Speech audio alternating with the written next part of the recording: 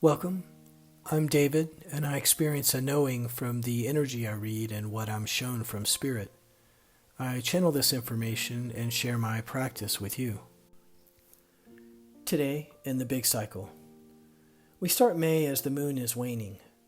So we start the month with an exhale and the shedding of some of our shadow. When the energy is like this, it's about continuing doing the right things while you make changes on what's not working. When the moon is waxing, you're working with what is working. So we're living in a cycle within a cycle and being influenced by forces operating in their own cycle. One of the reasons the collective conscious has so much anxiety today is that buried within our DNA is the memory of past events. So even though we can't put a finger on it today, there's a recording inside us reminding us of the energy signatures before, during, and after events that have had a tremendous impact on our humanity. To know thyself is one of the greatest entreaties given us. It is the key to understand where you begin and end within the grander worlds around you. It is the center of your universe. To know in this sense means gnosis, which is experiential and intellectual. Experience brings emotion into the picture. Emotion and logic guided and coming together as one, this joining is where you find gnosis. So if you know inside you that you are living within a smaller cycle that exists within a larger cosmic cycle, along with the sun, moon, planets, imposing their force and their time and place on you, which also operate in cycles.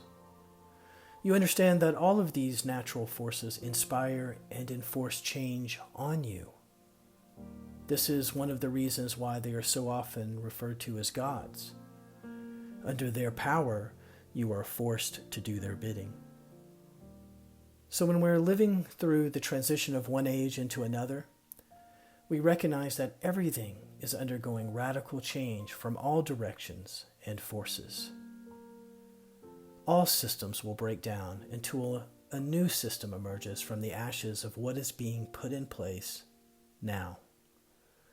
What we see in the world is not permanent. It is the last hopes of what's old and has been in power trying to hang on and stop the coming change. But in the big cycle, there's not enough power here in our galaxy to prevent or stop what is ordained by universe. This cosmic clock supersedes all others. It is the principal force. Our collective consciousness is shifting, and you are part of that change. In this sorting, more and more will choose the material over the spiritual. Many will choose what feels good in lieu of what's right. Know who and what you are, so your choices reflect what is good. Go ahead and set your intentions now. Much love.